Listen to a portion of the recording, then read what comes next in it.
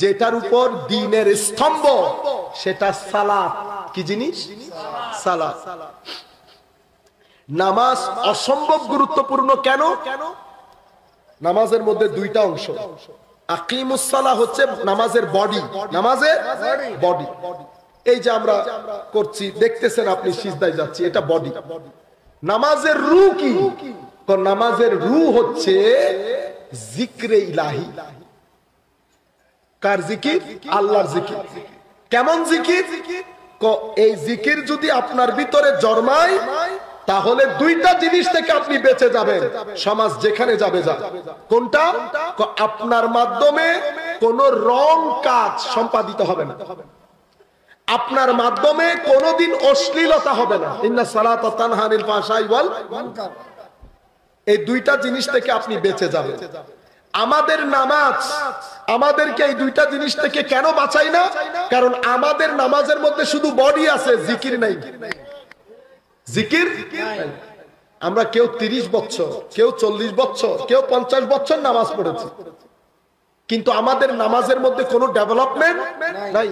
আমাদের দাড়ি সাদা হয়ে গেছে, কিন্তু রুকুর মধ্যে সেই যোগ, সেই শোক নাই।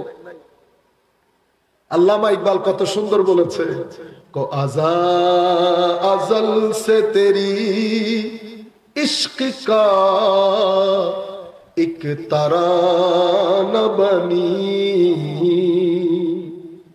नमाज तेरे नजर का एक बहाना बनी। বুঝতে পেরেছেন আপনারা? আজা আজল সে তেরি ইশক কা এক তারানা বনি। সেই আজল থেকে আজান আমার আল্লাহর ইশকের একটা গান, নামাজ আমার আল্লাহকে দেখার একটা মাধ্যম। সুবহানাল্লাহ, আমার আল্লাহকে দেখার একটা মাধ্যম। আর এটা কেন বড় বন্ধুগুলো কি বুঝে?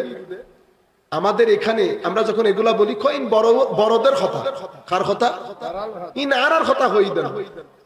ইন অনরে খনে ঢুকেইল মাথার ভিতরে, অনরে কেউ হুজুর গৌসুল আজমই তো হই দেন। আমার পক্ষে কি হাসিমি সাহেব হওয়া সম্ভব? সম্ভব না। কিন্তু প্রত্যেকে যার যার যার পাত্র অনুযায়ী পাবে না। কেউ 33 পেয়ে পাস, কেউ 50, কেউ 95। আপনাকে আমরা পাস হতে বলতেছি, এক্সিলেন্ট হইতে বলিনি। এগুলো তো পাশের জিনিস, যেটা আল্লাহর নবী আমাদেরকে শিখিয়েছে। আমার নবী কি বলেছে জানেন?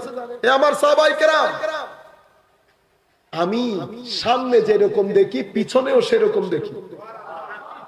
সুতরাং রুকু সিজদা প্রপারলি দাও। সামনে পিছনে তো দূরের জিনিস, তোমাদের ভিতরে তোমরা যখন রুকু সিজদা করো, তোমাদের ভিতরের খুশু এবং খুদু পর্যন্ত আমি নবী দেখি। সুবহানাল্লাহ। খুশু খুদু কি দেখা যায়? এটা তো একটা নূর, এটা তো নজরে আসার কথা না। ইয়া রাসূলুল্লাহ, আপনি কেমনে দেখেন? আমি শুধু বাশার না, আমি নূরও বটে। সুবহানাল্লাহ। আমি শুধু বাশার না, আমি নূরও বটে। আমি তোমার মতো, কোনো সন্দেহ নাই, কিন্তু আমি তোমার মতো না, এটাতেও কোনো সন্দেহ নাই। উল্টা পুল্টা হয়ে গেছে না? আল্লাহ বলতেছেন না, ইন্নামা আনা বাশারুন মিসলুকুম, তোমাদের মতো। কিরকম তোমাদের মতো?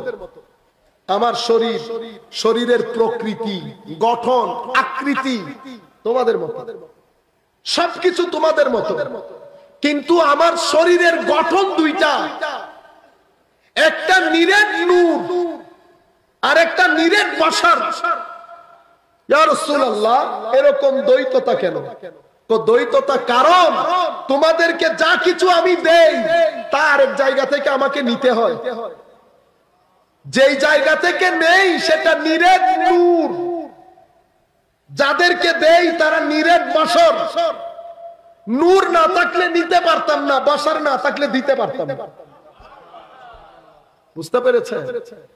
তো ইয়া রাসূলুল্লাহ, আপনি কি? আমি কি? সেটা আল্লাহ, আল্লাহ রাসূল ভালো জানেন। সুবহানাল্লাহ।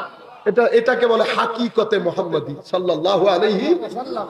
আমি এক জায়গায় একটা উদাহরণ দিয়েছিলাম, আজকেও দেই, আপনারা হয়তো অনেকের মুখস্থ আছে। আমরা অনেক সময় ইংল্যান্ডের মধ্যে অনুবাদকের কাজ করি। কিসের কাজ? ইন্টারপ্রেনার বলে। তো আমরা এরকম বসি, এটা ডাক্তার, ইংলিশ ডাক্তার, এটা ধরেন মনে করেন এটা মিশরি একজন রোগী, মিশরি। তো ওর ভাষা কি? আরবি। এর ভাষা ইংরেজি। আমি না আরবি না ইংরেজি, আমি বাংলা। কিন্তু আমি কি করছি?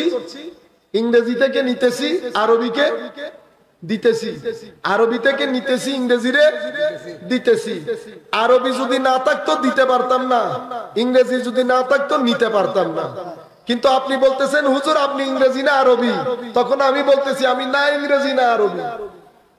তো আপনার হাকিকত কি? আমার হাকিকত আমি বাঙালি। বুঝছেন? আমার নবী যদি নূর না হতেন নিতে পারতেন না, বছর না হলে দিতে পারতেন না।